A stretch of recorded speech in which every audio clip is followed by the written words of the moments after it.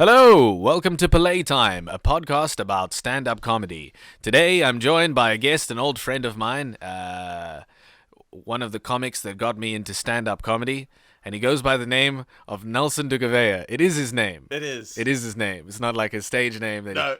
Nelson Gouveia, ladies and gentlemen. I tried having a stage name once, Nelson Jose, because that's my middle name, because I thought that would be interesting. And then I just got lazy and didn't bother and just kept going. And I found it actually works. It works for me completely. Jose? Jose. Jose's my middle name. Jose. Jose. That's a nice name. Thanks, man. Like if you DJ Jose. Hey? I actually know of a Portuguese guy named DJ Voodoo. And DJ I just Voodoo. feel like DJ Jose is just one step below DJ Voodoo in terms of, those gross sort of DJs you find in a phone book for a children's 15th birthday party. Ooh. the guy that has to take too many cigarette breaks. Yeah, that's right. Because he's depressed. His wife just left him. His kids think he's trash. Every 10 minutes he just needs to go outside and go, oh, God, I hate my life. His DJ equipment is going to be repossessed tomorrow. This is his last gig, that sort of thing. Yeah. That's DJ Voodoo. Oh, damn, DJ Voodoo. No, good for him. Okay, cool. All right. So Nelson's so sweet. He actually brought a little a tray of cannabis cookies, and Yeah. wonderful time. No, it's wonderful. I don't bring anything. I don't not bring anything. Yeah, this might be a slower than usual podcast. We're usually a lot more high energy, so More than usual. it's gonna be. Chris has had five. You've Chris had has five. He's had five. I've had two so far. That's true.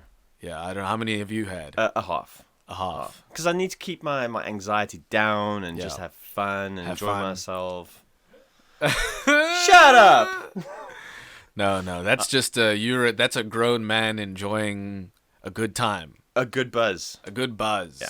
No, a I good do. buzz, not even high. It's a buzz. No, I get high on my own at home, in the safety of my home with my dog and my wife. Legally, the legal way. Yeah, legal way. What, having a dog and a wife is legal? No. That's Sorry, okay.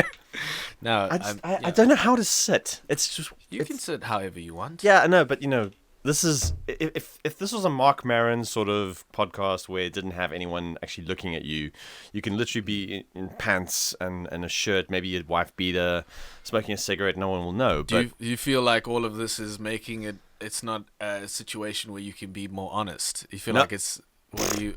Dude, we do stand up. Anything that we go on stage to do is the most honest things ever. I think this is the most honest I am, being awkward, and I'm doing the Picard maneuver. Thanks, man. Well, I just met you though. please keep your pants on. Exactly, and I don't know what else other I've than seen cookies you with he your wants. pants off before. You did. At a comedy show, so a lot of other people saw you with your pants off as well. okay. That was at one of the Christmas shows at Armchair. Yes, And you wore like a Santa thong of some kind. I just wore underwear. Oh, It okay. happened to be red. My memory spiced it up. But no. And I remember that show was one of the most infamous ever. I was just feeling good about myself because I started doing boxing. And I decided I'm going to host the entire show in my underwear and a Santa hat. And it was one of the best and also most packed shows that Armchair ever had. Not because they knew I was going to be dressed as fake Santa. Yeah. But because it was just Christmas. Yeah. And people were living upstairs and they had a kid who came down to watch, and I came up on stage and he was sitting on the stage and he looked up and go, "Look, Mom, it's Santa." And I'm like, this is going to ruin his perception of Santa for the rest of his life. Now he's asking to sit on your lap. Oh, Yeah, this is no, not a good look. no. I was wanting his mom to sit on my lap, but that didn't happen. Wow. Yeah. That's just amazing, though. It's not yeah.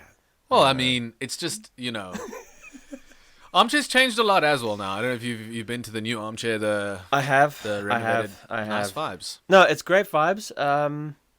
I love that place, man. It's always had a soft spot for me, but it's had a soft spot for most comedians for like 20 years, man. For sure, but I get how it has a special soft spot to you because for a very long time, Nelson, you ran the shows at the Armchair, right? Yeah, Yeah, It man. was for a while, with me and Rats. Chris Stenkamp, and then Gino took over, and then afterwards, whoever's taken over's taken over.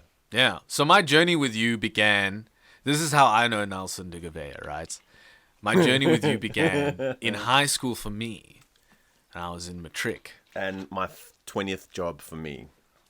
Yeah. Well, for real, how long were you doing comedy at that point in 2013? 2013, I was doing comedy for 5 years. 5 years. 5 years. And you obviously did your comedy in London. That's right. Where you lived for many years. Many years. Many years. Many years. As you can tell, I have the accent. Yeah, you do. I've retained it. I mean, you like an, Sausage and mash, Gav. Yeah. Well, that's cool, man. I'm happy you're a cultured guy. Like, I'm happy for your culture. It makes me happy to see people being cultured and shit. Thank you. I like the recovery in that. Yeah. Finding some way. But I mean, that's not also your only culture. Like, you're also Portuguese. Yeah. Yeah, man. So you're like a really cultured white guy. Dude, I'm so many cultures. I was born in Venezuela. There's that as well. Yes. That aspect. Portuguese family. Grew up in South Africa. Lived in London for many years. I've been everywhere. And it's been fun. I've enjoyed it. Because I've experienced so many cool things. And seen so many... I mean, I've dated so many cool women. So that's the biggest pinnacle of my life at the end of the day. And my best job was I tested video games for a living. So I can't complain. Yeah. And I've got everything as well. I've got my gallbladder and appendix. That's what I mean. I've got everything still. Yeah. So I'm 40 years old and I'm healthy and I'm getting high. It's beautiful. Yeah. In front of a green screen. This is my first green screen. I've never had a green screen before. I mean, I've never been in front of a green screen.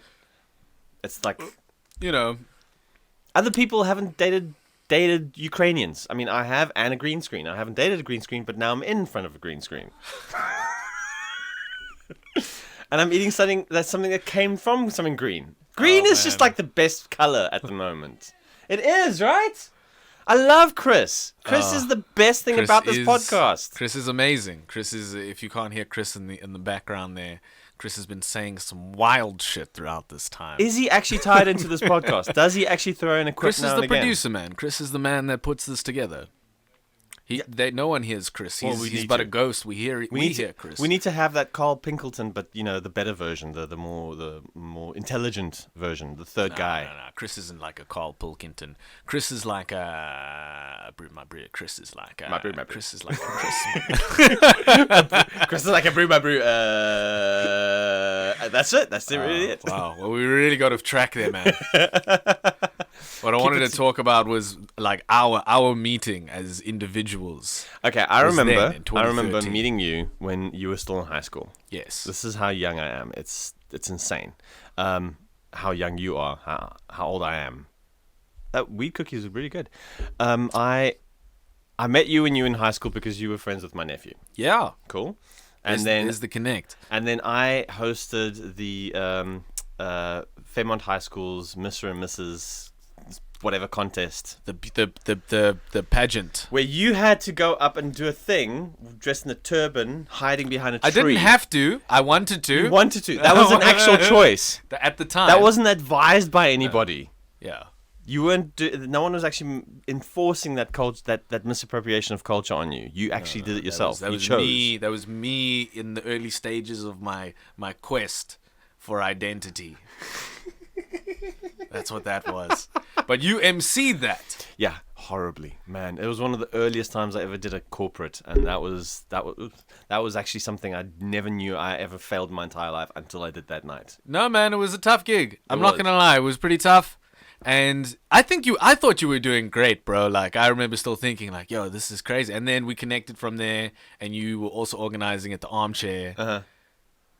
And so it began for me. For you. Now. Through you. Through me. And thank you. And now look at you. And thank you. Thank you is what I was trying to get to. Welcome. To that. Now you're a fantastic stand-up. Well, I am a stand-up. And I'm trying. But thank you, bro. Okay.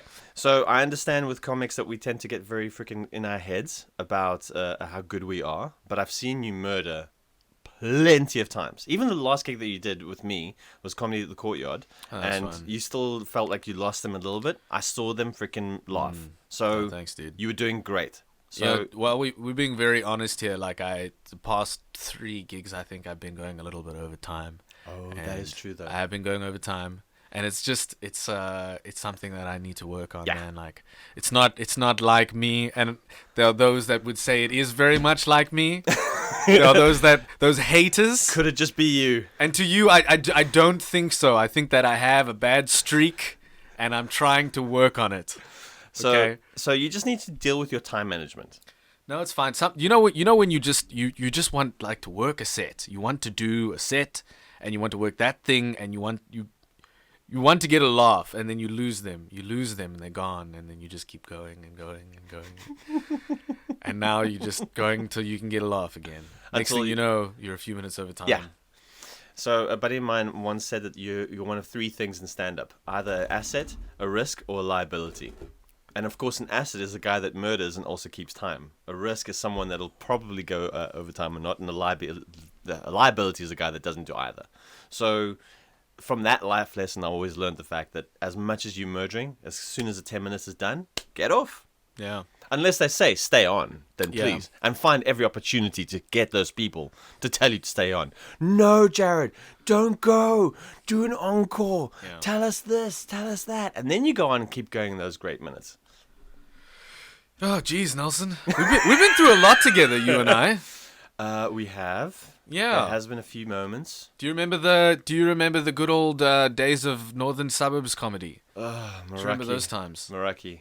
Meraki. Meraki was a dangerous place. People got stabbed there. Yes. Yeah.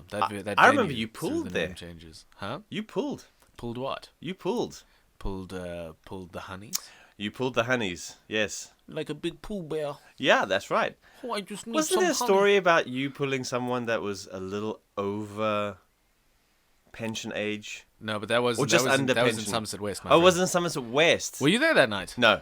Okay. No. I thought No, it was no. Meraki that you actually found someone that, No, that caught was your gaze, thought No, that you were fuck. extravagant. That was in Somerset West, and it's that was quite a traumatic.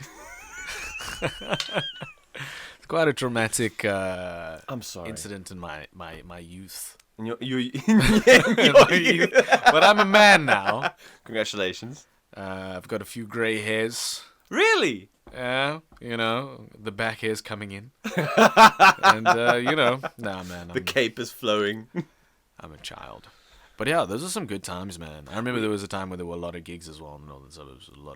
A lot of the gigs were happening in the north. There was quite a lot to be able to enjoy with people that weren't wanting to come into the city. So it was Yeah. really great to actually bring comedy to them and have fun with them. Yeah. Now it's less so because obviously COVID shut everything down. A lot of people lost the opportunities. Venues would only go for the more certain sort of gigs like music or DJs. So we're still stuck here. I mean, wherever here is.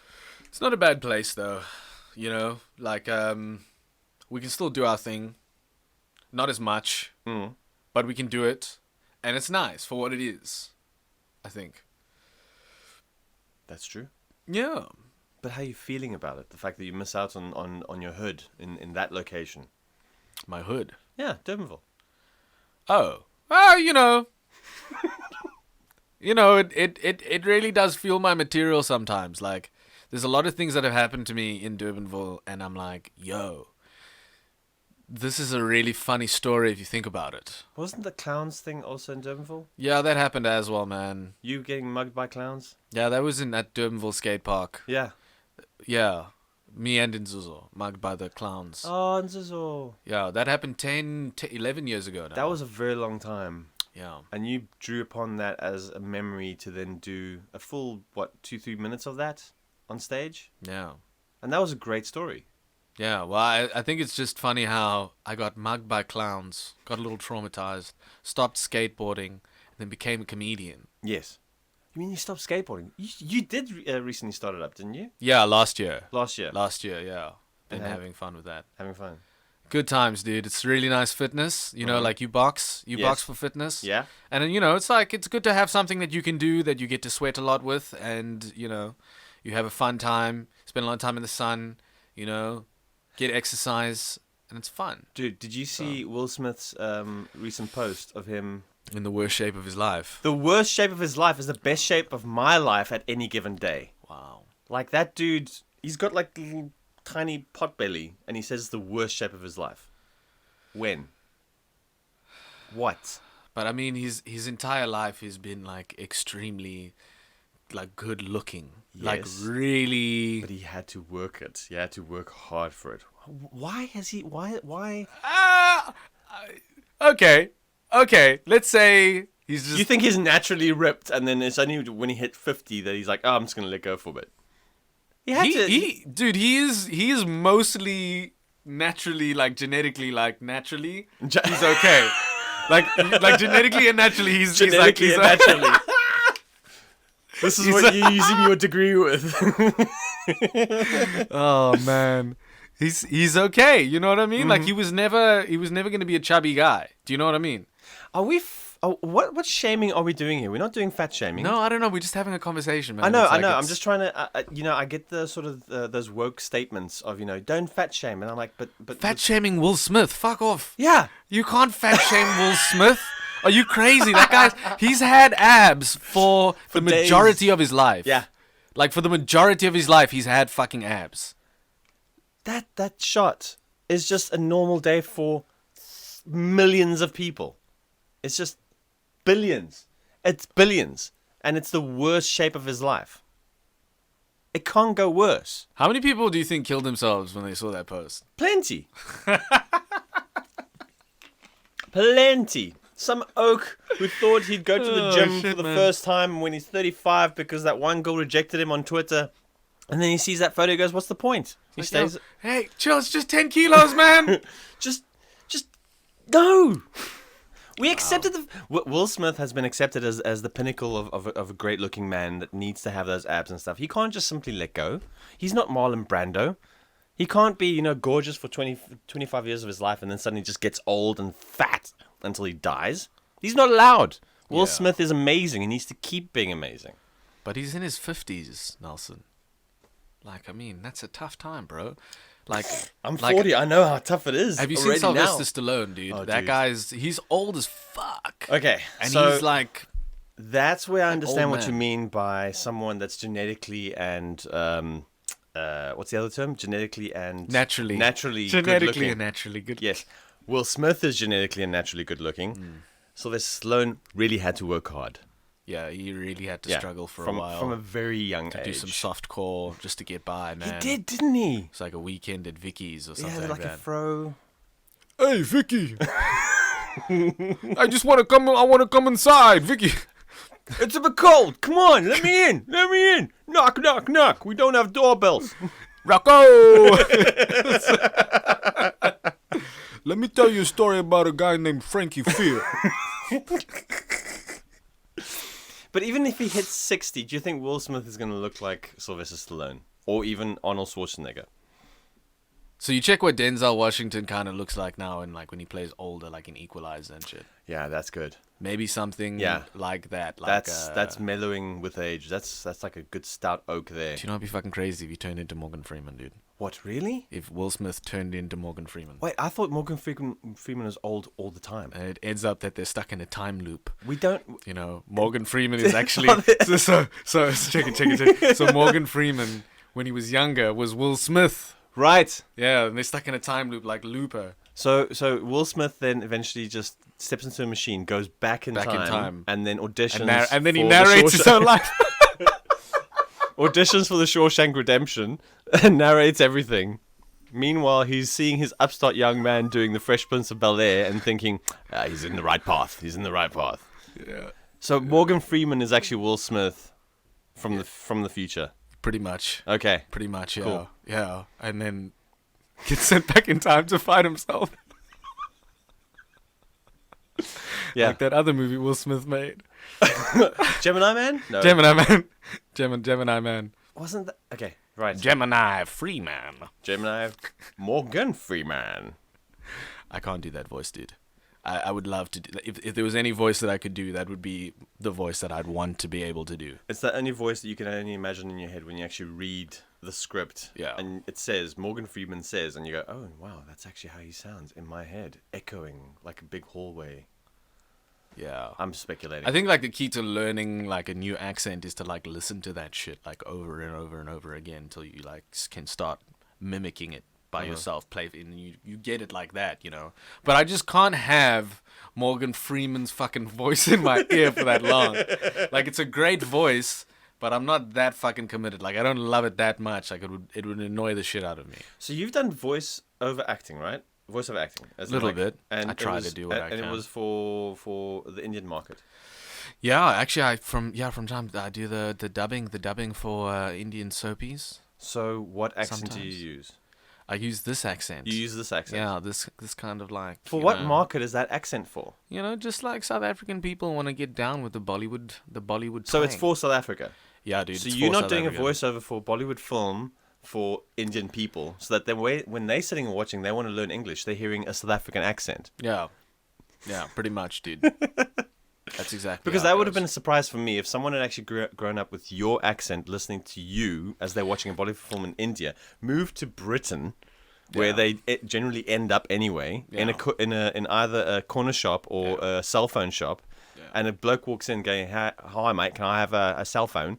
And the bloke's going, "Yeah, no worries, I'll get that one for you right now." And the bloke will be like, "What the fuck?" Yeah.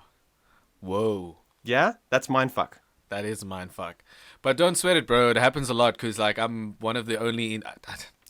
I don't know if there are other Indian guys there, but I don't really see them that much. Like, I think I'm one of the only Indian guys there that's there to dub the Indian stuff, right?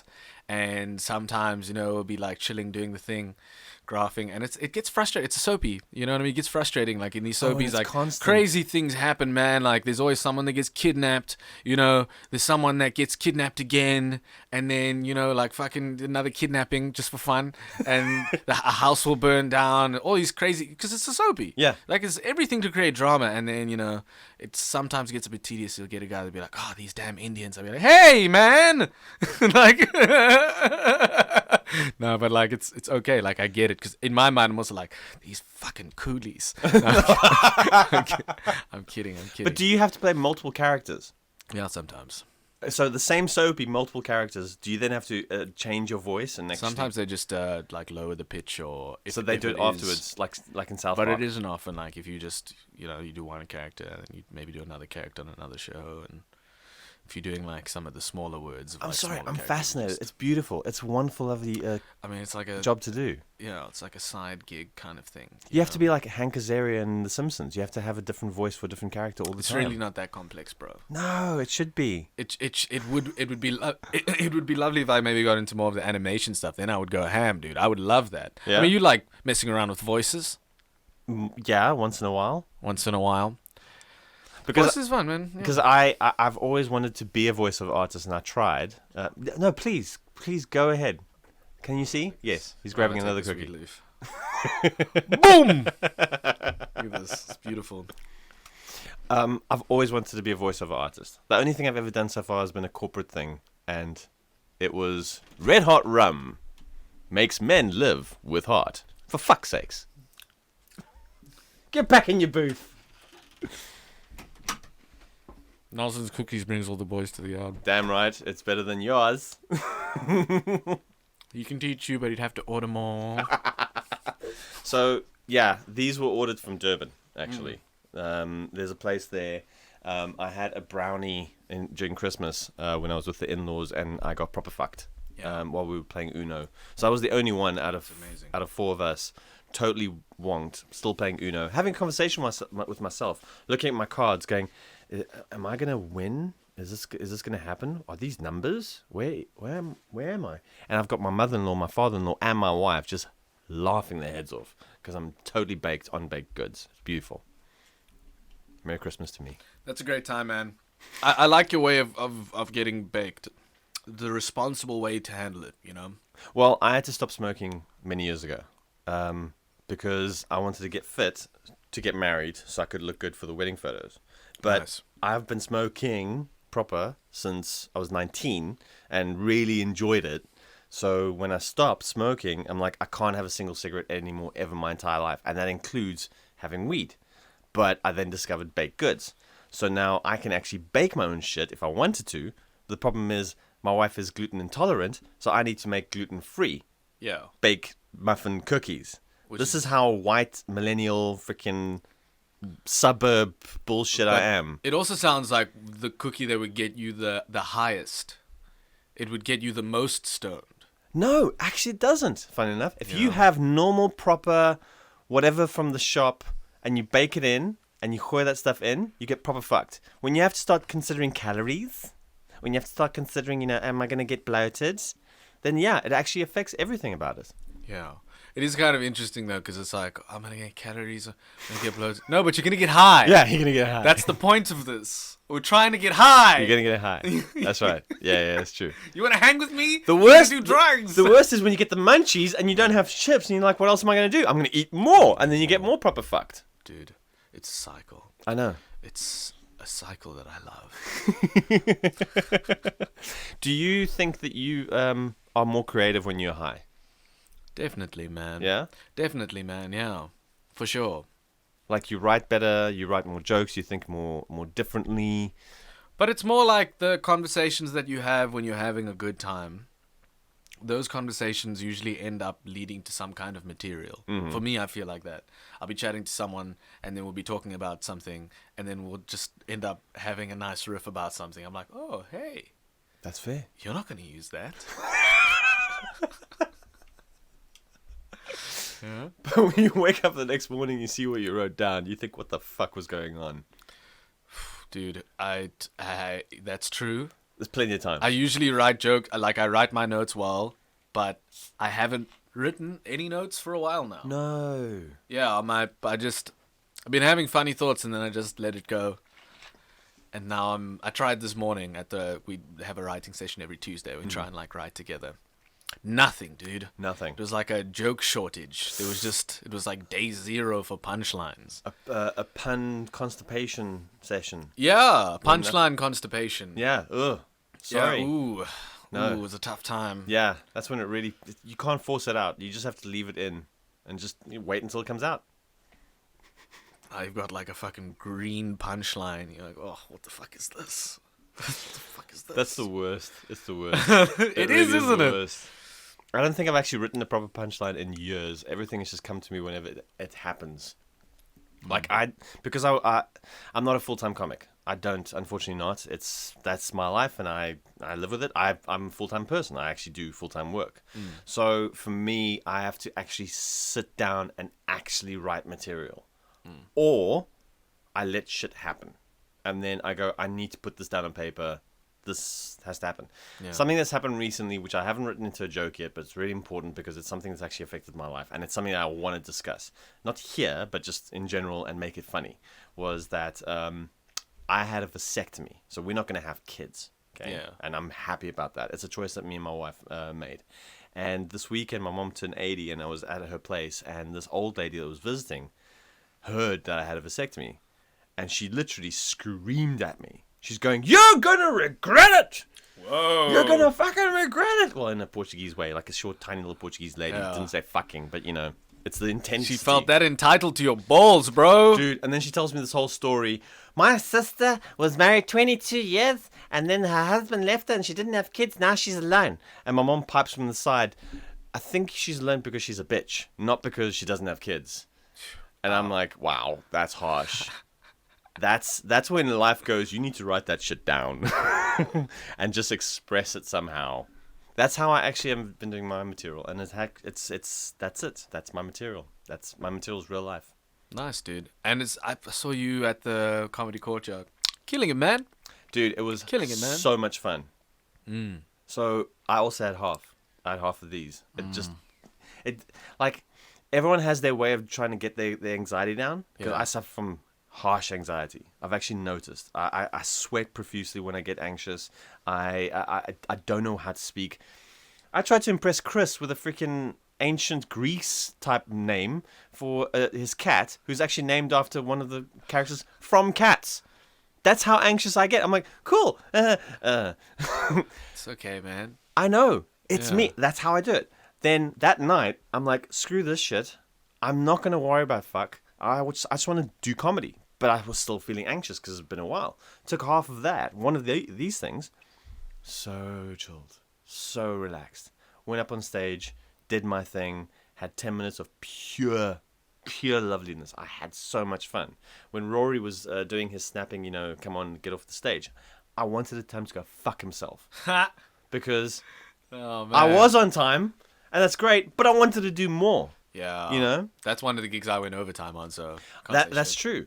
But when you're so good, when you get them so rolling, and you really want to just keep going, you want to have your hour, even though you've just only got 10 minutes. You just want to do everything and just make everyone happy. And then you see that flash, and you just have this pain of guilt, like, oh, the sex is over, I now have to go home. It's that sad moment of that one-night stand where she's like, okay, you can let yourself out now. It's like, wow, okay, cool. Well, no, it was a nice energy in the room. I'll contribute that to your... Yeah, that's how I feel. It was nice. It was very nice. It was beautiful though. It was outside, in the courtyard. Killing it, man. It was a nice time. I'm happy to see you, dude. This is nice. Those cookies are really just are really getting to me. Yo, I wanted to talk about that one time. Hey, was it you that organized the show? Or was it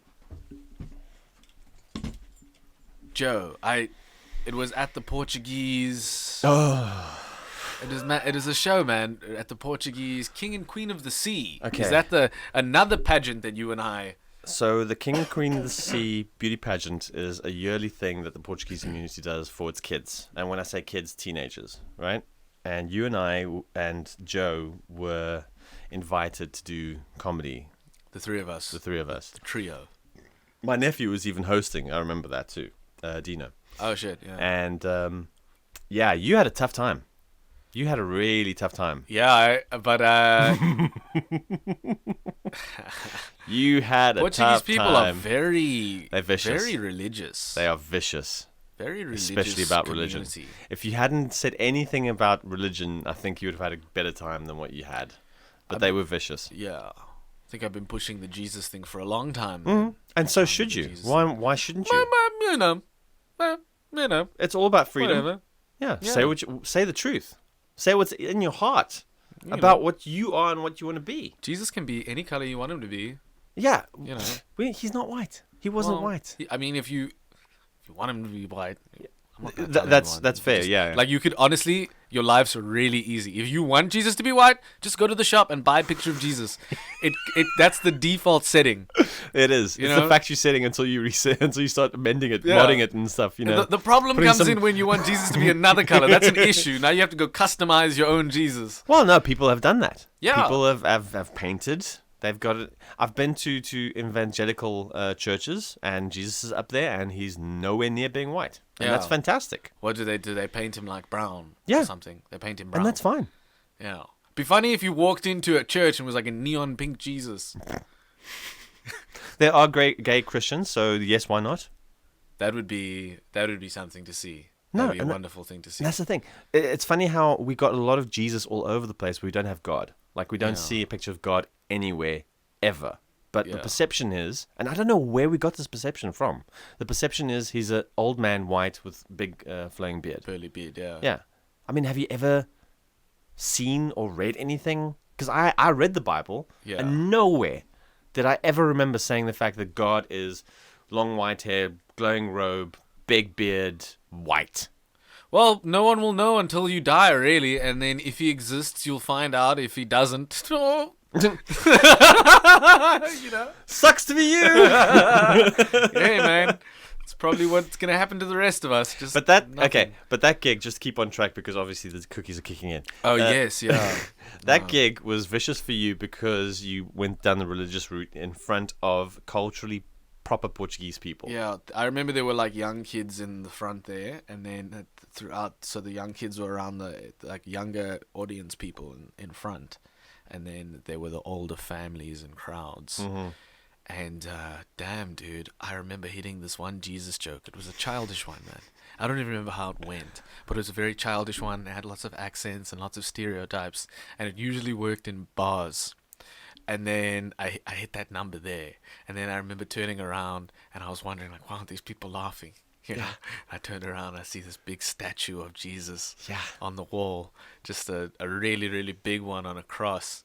And I was like, oh, Okay. I mean, never mind the fact that you're challenged by your own skin color. The fact Yeah. that you brought up Jesus was already going to be Yeah. an issue. It was pretty rough, man. But how was that for a good learning curve? And that was one of your earliest gigs. I still remember having a great time. Yeah. A great time. And even afterwards, like, I was chatting to some of the kids and they were like, yo, that was really funny, bro. But, like, my mom's really fucking pissed, hey? All right, thanks, man. And the next person I talked to is, like, the mom is like, you know, that was really funny. But that what you said about Jesus, I don't approve of that. No. And I just think it was completely disrespectful for you to come here and say those things about Jesus. Oh, my days. I remember that, dude. I got into cuck. Can I tell you a story that's one of my favorites about someone wagging their finger in front of me? Yeah. Okay, Tell so, me the story. you know the story? No. No? Okay, it's the best one ever. So it was Ellington's. And the whole scenario is called the Barry Varkle debacle. Oh, wow. Have you never heard this? I've heard things. Yeah, it was amazing. Okay, so Barry Varkle was this dude who actually wrote 2 books, I believe, about stand-up comedy. Not that it actually is any good, but I know he was featured on Playboy magazine. That's how far he got. Wow. Yeah. It was. Featured on He Playboy. worked. He worked really hard to actually get that stuff out. Anyway. Wow. So he's this 40-year-old lawyer or accountant, I can't remember which one, and he's up on stage and he does 10 minutes and he just bombs miraculously. Then I go up pretty much second or third afterwards and I referenced him in terms of a joke that didn't land by saying, oh, well, at least I'm not Barry Varkle or something to that effect. And that was all fine and well. Okay. I capitalized on his failure and I learned my mistakes because you don't do that to another comic No, regardless. you can do that to another comic. Well, I mean, you can do that to another comic if you know them very well. Like, you know, Yeah. if I have you dissing me after a bad set, it's Yeah. fine because I had a bad set now. But you guys weren't boys. No, we weren't homies. You weren't homies. No, I didn't know him from a bar of soap. But the best part was, at the end of the show, his short, dumpy little wife comes downstairs and towards me and says, "You were very good, but you're a fucking arsehole. Fuck you." Wow. Walks off. I'm like, wow. I got dissed really hard. And then for the next couple of weeks afterwards, there was actually a massive issue where he put something online where he was saying, just blaming all the comics for being stereotypically, you know, racist and anti-Semite and, you know, it was all cliquey and stuff, and he was going to sue someone here, sue someone there for defamation. I remember Gino was actually almost sued for defamation as well because he was interacting. It turned into a mess. It blew up. It was beautiful. It was one of the best things I've ever done in my entire life. Oh, that's cool, man. Well, that sounds really unnecessary. All of that. Dude, it was like anything else. It just simply blew away after many How did we get here? We were talking about Jesus and then someone wagging their finger in front of you. Yeah. Yeah, man. Well, that was it, really.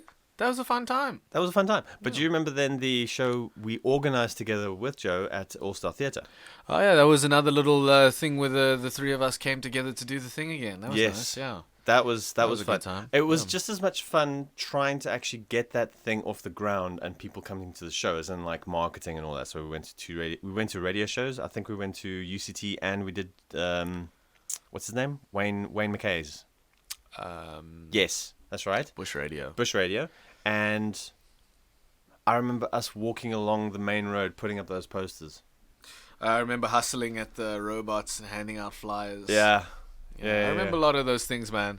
I think those were some really nice moments for me in the early days of my comeding. Your comeding. To grow and just figure it out more. That was nice. You just started college and you just had short hair. Yeah, I had short hair back then. You had short hair. I still have a photo. I mean, Yeah. a few photos of us, you know, just hanging out. Yeah. The good old days. What a time. What a time, Nelson. But I think we've had a really good time here, man. Is there anything you wanted to talk about before we... No, I mean, it's more... Oh, I can at least say, can I plug my show? Yeah, dude. Plug whatever you want to plug, man. I've actually got a show happening on the 21st of May. 21st of May. I don't know when we're gonna post this episode, but we'll probably post it like in a few weeks. Well, it'll be close to the 21st of May then. Maybe, man. Maybe try and put it out before then, even for you. That'd be great. Sick, yeah. yeah. So Well, plug your details. Okay, thanks. So I'll look in front of the camera, but you have to. This is. I'm thinking this is a Checkers advert. Join us on the 21st of May when Nelson de Gouveia presents Genuine Porter, a one-man comedy special about being a genuine Portuguese person. Only at the Sensiva Cafe in Woodstock. 21st of May, 150 Rand, 7 p.m. Look out at nelsonscomedy.com or anything on social media. How was that? That was amazing. Right? You got a really nice radio voice, bro. Thanks, man. Nice, dude. Well, thank you for coming through, Nelson. Appreciate it. It's always a pleasure chatting to you, buddy. Thank you so much. Cool. I'll see you again soon. Oh, yeah. Cool, man. Bye, everyone. Sweet. Thanks, man.